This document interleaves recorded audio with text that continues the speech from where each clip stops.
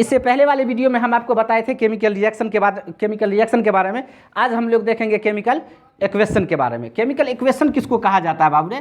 Chemical equation उसको कहा जाता है जो भी सब्सटेंस केमिकल रिएक्शन में पार्टिसिपेट करता है, जो भी सब्सटेंस केमिकल रिएक्शन में पार्टिसिपेट करता है, उस सब्सटेंस को हम उसके फॉर्मूले की सहायता से या सिंबल की सहायता से हम क्या करते हैं? डिनोट करते हैं। रासायनिक अभिक्रिया में जो भी पदार्थ भाग लेता है उसको हम उसके अनुसूत्र की सहायता से सूचित करते हैं और उस रिएक्शन का एक छोटा सा क्या लिखते हैं?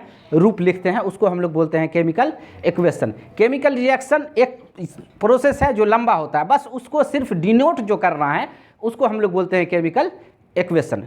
केमिकल रिएक्शन को हम जिस वे में उसको क्या करते हैं? डिनोट करते हैं, वो कहलाता है केमिकल इक्वेशन। सपोज दैट मान लीजिए एक एग्जांपल दे के कार्बन बर्न करता है तो कार्बन डाइऑक्साइड का निर्माण करता है। This is chemical reaction. अगर आपको कहेगा इसको आप इक्वेशन के तौर पर डिनोट कीजिए तो आप क्या कीजिएगा?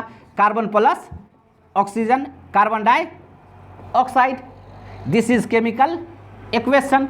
मैथ में आप पढ़े होइएगा पहला लेसन में 4x + 3y बराबर इतना, वो इक्वेशन एक मान लिया जाता है, इक्वेशन सेकंड मान लिया जाता है। तो केमिकल रिएक्शन को हम जिस वे में डिनोट करते हैं वो आपका केमिकल इक्वेशन आता है। सेकंड लैंग्वेज में सेकंड में देखिए आप, अगर हम मैग्नीशियम को क्या करते हैं? मैग्नीशियम रिबन को बर्न करते हैं तो बनाता है आपका मैग्नीशियम ऑक्साइड। ये हो गया आपका केमिकल रिएक्शन।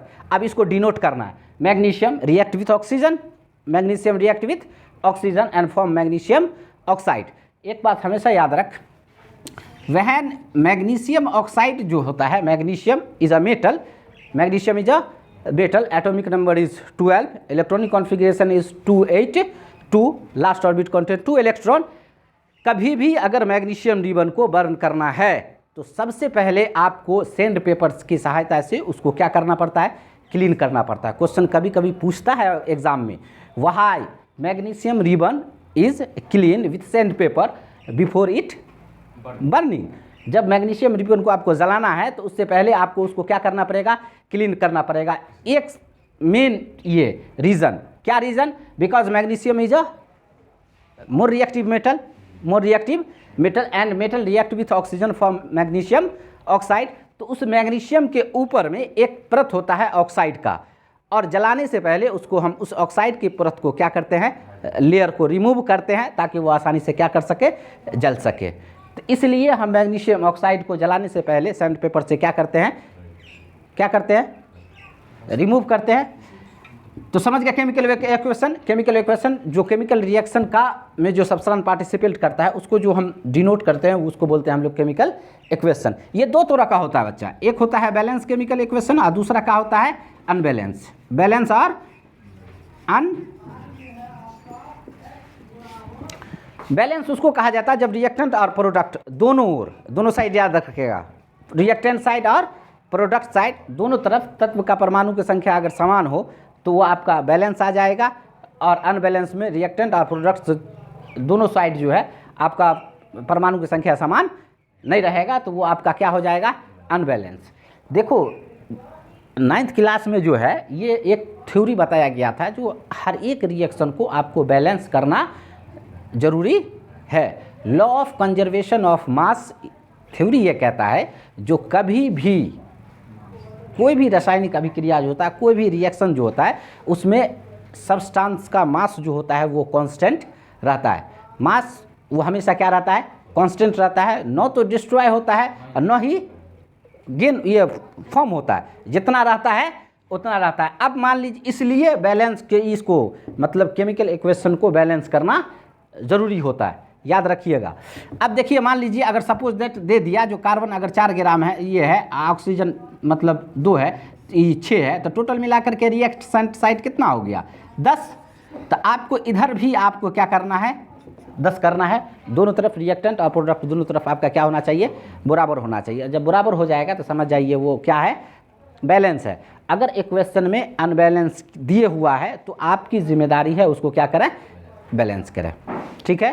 तो किसी भी रासायनिक अभिक्रिया में न तो पदार्थ का निर्माण होता है और न ही विनाश होता है, न ही ये बनता है, सिर्फ उसका फॉर्म चेंज होता है, सिर्फ उसका फॉर्म चेंज होता है। अब देखो ना यहाँ कैल्शियम कार्बोनेट था ना, तो कैल्शियम कार्बोनेट में कैल्शियम सब सामान वही है, कैल्शियम भी है, कार्बन भी है, और ऑक्सीजन भी, बट इसका फॉर्म क्या कर गया, बदल गया।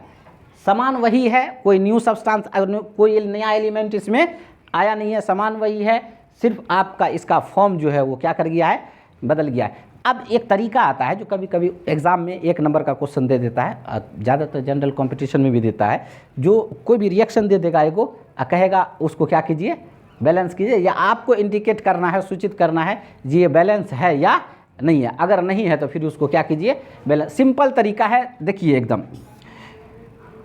ये एग्जाम्पल ले लेते हैं हम आपको कैल्शियम कार्बोनेट का, इसको हीट करते हैं बच्चा, कैल्शियम ऑक्साइड बनता है प्लस कार्बन डाइऑक्साइड बनता है। इधर कैल्शियम कितना है, 1, इधर कैल्शियम कितना, 1, इधर कार्बन कितना, इधर कार्बन कितना, 1, ऑक्सीजन 2 आ 1, 3 आइए ऑक्सीजन 3, ये ऑलरेडी बैलेंस है, इसको बैलेंस करने की आपको ज़रूरत नहीं।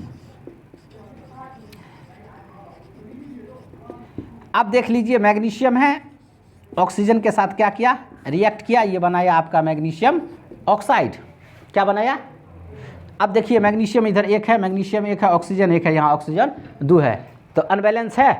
तो आपको क्या करना है, नंबर ऑफ ऑक्सीजन आपको बैलेंस करना है। मैग्नीशियम तो बैलेंस है, लेकिन कभी कभी बैलेंस करने टाइम में क्या होता है, अगर किसी के पीछे या देते हैं तो आगे वाला जितना है वो बैलेंस रहता है, तो वो भी अनबैलेंस हो जाता है। ये आपकी जिम्मेदारी है, फिर इधर उधर करके मैनेज करना है। मैग्नीशियम 1 है, मैग्नीशियम 1 है, ऑक्सीजन 2 है, ये ऑक्सीजन 2 है, इसको 2 करना है, तो इसके पीछे में आप क्या कर दीजिए, 2 दीजिए। जब आप यहाँ 2 देते हैं तो साथ में आगे वाला जितना भी रहता है वो आपका उतना ही हो जाता है। तो मैग्नीशियम आपका कितना हो गया, 2, ऑक्सीजन आपका कितना हो गया, 2।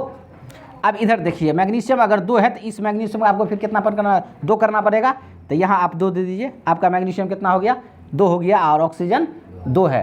तो दोनों तरफ देख लीजिए, आपका रिएक्टेंट साइड और प्रोडक्ट साइड दोनों तरफ बराबर हो गया, तो इसका मतलब ये आपका क्या हो गया, बैलेंस हो गया। एक और देख लेते हैं एग्जाम्पल के तौर पर, सोडियम है प्लस ऑक्सीजन, ये बनाएगा आपका Na2